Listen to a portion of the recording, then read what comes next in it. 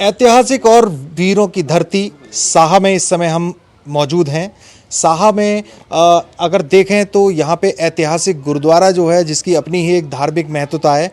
इसके साथ साथ यहाँ पर गांव में एक भाईचारा जो है वो बहुत कई वर्षों से कहें तो ये अतिशयोक्ति नहीं होगी कि वो चलता आ रहा है। कई सारे परिवार जो है मिल बांट के एक दूसरे के सुख दुख में यहाँ पे भागीदार बनते हैं। साहा में कुछ ऐसे ही लोगों के साथ हैं जो भारतीय सेना में, वायुसेना में और नेवी में अलग अलग पदों पर देश सेवा करते हुए और सेवानिवृत्त हुए और अब अपने गांव की ओर बढ़ते हुए गांव की सेवा करने में जुटे हुए हैं।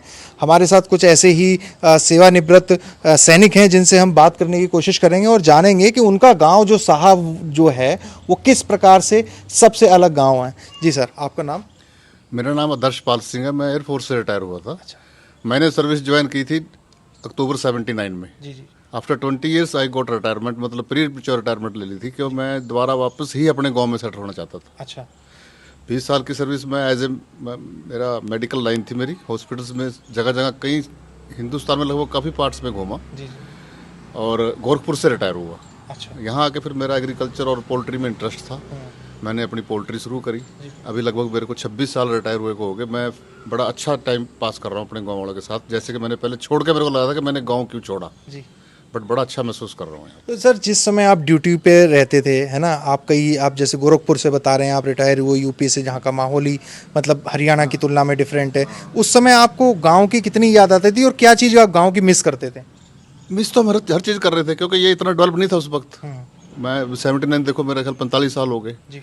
ये साहा चौक भी बहुत ही छोटा था। ये रोड कच्ची थी जी। सारे कुछ, लेकिन हमारी यूनिट ऐसी थी ना कि जैसे हम गेट के अंदर चले गए, हम किसी सिविल से कनेक्ट में नहीं रहते थे। अच्छा। वैसे ही कभी बाहर जाके देखते थे कि यार ये यहाँ यूपी में ऐसा है, हमारा गांव ऐसा था, कंपेयर करते थे उससे कि चलो अभी भी सारे वो उन्होंने भी तरक्की करी है, हमने भी तरक्की करी है। सर, जैसे गांव से आप गए, है ना, उसके बाद फिर आप यहाँ सेटल आए, अब आप गांव में क्या अलग पाते हैं और कितना अलग पाते हैं?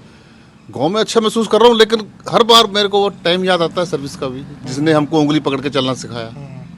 सारी जगह हमें कुछ नहीं पता था पहले। जस्ट मैं 17 साल का था जब मैं भर्ती होकर चला गया यहाँ से। और एट द एज ऑफ 38 मैं रिटायर हो गया। आपका जो गांव है साहा, जो ये किस लिए मशहूर है? यहाँ कौन लोग हैं? क्या सेना में सबसे ज़्यादा लोग हैं या कौन अलग अलग डिपार्टमेंटों में नौकरी करते हैं? तो ये आप गांव के बारे में क्या बता सकते हैं आप? ज़्यादा बड़ा रेशियो किसी का भी नहीं है। सेना में भी हैं, खेती बाड़ी वाले भी हैं, व्यापारिक लोग भी हैं, लेकिन आपस में सबका मेल मिलाप बहुत ज़्यादा है। कोई ऐसी घटना नहीं हुई जो कि याद करने लायक हो के ऐसे ऐसा हो गया, ऐसे हो गया, लड़ाई झगड़ा हो गया, ऐसी कोई बड़ी वारदात आज तक नहीं हुई है। अभी पक्का पीस है यहाँ। इवन तो बाहर के माइग्रेट आके यहाँ पे सेट हो गए, उतनी पॉपुलेशन साहा की नहीं है जितनी बाहर के लोगों की पॉपुलेशन होगी यहाँ। अच्छा। पहले जब मैं भर्ती हुआ था मैं सब घर को जानता था, यहाँ घर किसका, वो घर किसका है, किसका। अब मैं अपना घर भी नहीं पहचानता। अच्छा। इतनी मतलब डेवलपमेंट होगी यहाँ पे, बहुत फर्क पड़ गया पहले से। अच्छा। गांव में पानी हो गया और जो इस प्रकार की और जो सुविधाएं होनी चाहिए, मान लीजिए एक शहर में बंदा रहता है, एक गांव में पहले कई सारी समस्याएं होती थी, तो आप समझते हैं गांव में पानी या बेसिक नीड रहने के लिए जो चीज़ चाहिए, साफ हवा, पानी, वो यहाँ उपलब्ध है? नहीं, देखो पॉजिटिव नेगेटिव सब जगह है। कई लोग शहर के आते हैं, यहाँ के बड़ा खुश होते हैं, यार आप तो एंजॉय कर रहे हो यहाँ पे। कुछ प्रॉब्लम्स भी हैं, जैसे पानी की निकासी की प्रॉब्लम पूरे गाँव के लिए बहुत बड़ा मुद्दा है। हर साल आप लोग झेलते हैं। हर साल, और पता नहीं वो उसको करने में असमर्थ है या करना नहीं चाहते। कोई भी आता है यहाँ पे सरपंच बनाते हैं सब, पता नहीं क्यों बनाते हैं, हमको तो यही नहीं पता लगता, क्योंकि वो कुछ अपने वो नहीं बताता, मैनिफेस्टो नहीं बनाता, मैंने ये करना वो करना, बना दिया, 5 साल करके चला गया, अगले की तैयारी कर देते हैं। बट कोई ऐसा सेटिस्फैक्ट्री काम ऐसा नहीं किया किसी ने कि हम उसको याद करें कि यार वो फलाना बंदा था, उसने ये काम किया, ऐसा नहीं। देखिए, एक पीढ़ी ये है, उसके बाद अंकल के बाद की जो पीढ़ी है उनसे भी बात कर लेते हैं। हमारे साथ साथी हैं जो कि नेवी से रिटायर हुए हैं। कुछ सर, आपका नाम? नमस्कार, मेरा नाम गुलतार सिंह है। मैं नेवी से 2024 में 31 जुलाई को रिटायर हुआ था। जी। तो आप किन किन पदों पे और कहाँ कहाँ रह चुके हैं? मैं एज अ पेटी ऑफिसर रिटायर हुआ था और मैं ज़्यादातर जो भी अपने सी पोर्ट्स हैं, मुंबई, विशाखापट्टनम, अंडमान और इन्हीं साइड रहा हूँ, कोच्चि वगैरह में, जो भी हमारे मतलब सी पोर्ट्स वगैरह हैं जिससे मतलब कनेक्टिविटी है। तो आपने भी गांव में वापस आने का कैसे सोचा? गांव में वापस आने के लिए मतलब मैंने भी इनिशियल एंगेजमेंट 15 साल की थी, उसके बाद मैंने रिटायरमेंट ले ली। अच्छा। तो यही सोच के आए थे कि यहाँ पे कुछ और मतलब नेक्स्ट लेवल की कुछ अच्छा कर सके यहाँ पे गांव में आके। अच्छा, आप जैसे अब आज के समय में युवाओं को देखते हैं, एक आपका समय था जब उस समय सेना में जाने के लिए आप भी जैसे देखिए लीग से हटके नेवी में गए आप, है ना, जबकि बहुत इस साइड के लोग कोस्टल एरिया के तो बहुत सारे सोचते हैं ना, तो अब आप युवाओं को यहाँ किस ओर जाते हुए देखते हैं? आजकल के जो हमारे युवा हैं वो ज़्यादातर मतलब फॉरेन कंट्री की तरफ ज़्यादा जा रहे हैं, क्योंकि जब से अग्निवीर आए हैं तब से थोड़ा डाउनवर्ड ट्रेंड है इसमें। अच्छा, डिफेंस में। अच्छा, तो हमारे जो युवा हैं जो ट्राई कर रहे हैं फॉरेन कंट्री में सेटल होने की, क्योंकि वहाँ पे अच्छी पे प्रोटेक्शन वगैरह उनको मिल जाती है, और इंडिया में उतना कुछ वो हासिल नहीं कर पाते जो बाहर जाके हासिल करते हैं। तो ये जैसा कि आपने देखा युवाओं की लेकर क्या सोच है, अग्निवीर स्कीम को लेकर थोड़ा हताश जरूर हैं। जो ट्रेंड इस गांव में था, इस गांव के आसपास के भी कई ऐसे गांव हैं जहां कई शहीद हुए हैं, कई सारे अभी भी सेना में हैं, बल्कि एक गांव तेपला तो ऐसा है जहां पे लगभग हर दूसरा व्यक्ति जो है वो सेना में या एयरफोर्स में या नेवी में सेवाएं देता हुआ दिखता है। ऐसे ही हमारे साथ एक और शख्सियत हैं, इनसे भी बात करने की कोशिश करते हैं। जी सर, बताइए, आपने अपनी आंखों से साहा को बढ़ते हुए देखा है, तो पहले के साहा में और आज के साहा में क्या अंतर देखते हैं आप? बहुत अंतर है जी। मैं हरजीत सिंह गिल साहा से जी। इस टाइम मैं अपना साहा ब्लॉक मेंबर चेयरमैन हूँ साहा का, और मैंने यहाँ की साहा की डेवलपमेंट बहुत ही अलग देखी, जी। क्योंकि मैंने अपना यंग एज यहीं पे बताया। 81 में मैंने मैट्रिक की और 85 में मैंने ग्रेजुएशन करी, और ऐसी बढ़िया लाइफ मेरी चली। मैं 82 में वॉलीबॉल खेलना शुरू कर दिया था। आज तक मैं वॉलीबॉल खेलता रहा हूँ गांव वालों के साथ, और इतना प्यार प्रेम, क्योंकि मेरी यंग एज और मेरा खेती बाड़ी का काम 86 में मैंने पोल्ट्री फार्म शुरू कर दिया था, जिसको आज मेरा ब्रदर संभाल रहा है अपना 99 के बाद। अच्छा, 86 के तक शुरू करा मैंने, 99 में ब्रदर को सौंप दिया।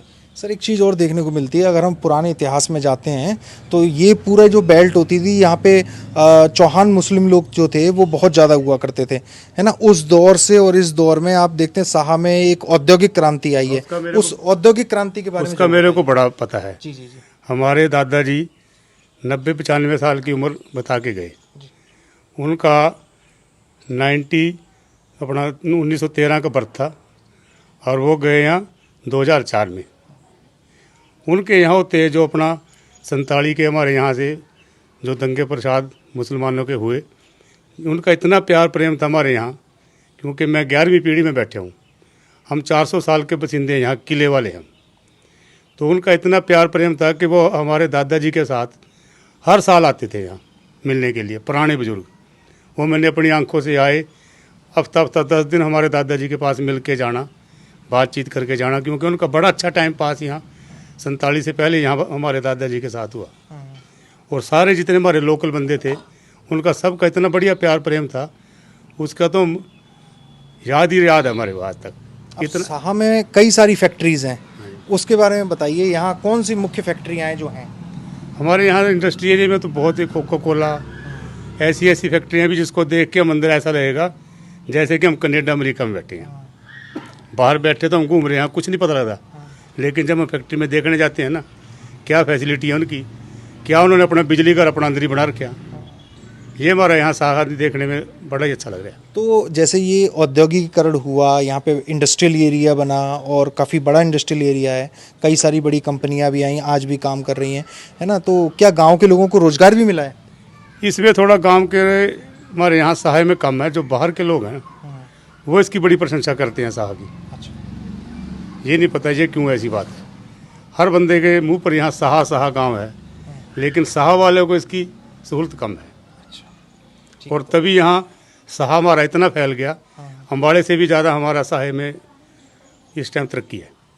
यहाँ पता, आप यहाँ जहाँ भी जानकारी निकाल के देख लो, हमारी यहाँ ज़मीन की वैल्यू अम्बाड़े और पंचकुले से भी ज़्यादा है। अच्छा, इसका कारण नहीं हम बता सकते क्या है।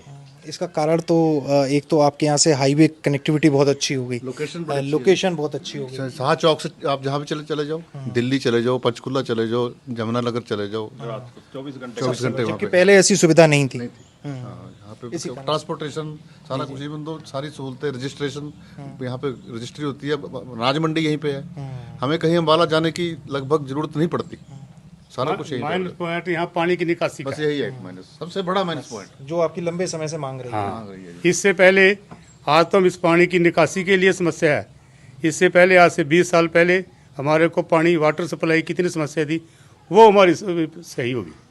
वाटर सप्लाई की कोई समस्या नहीं है, टंकियाँ भी बन गई, 5-6 ट्यूबवेल भी यहाँ लगे।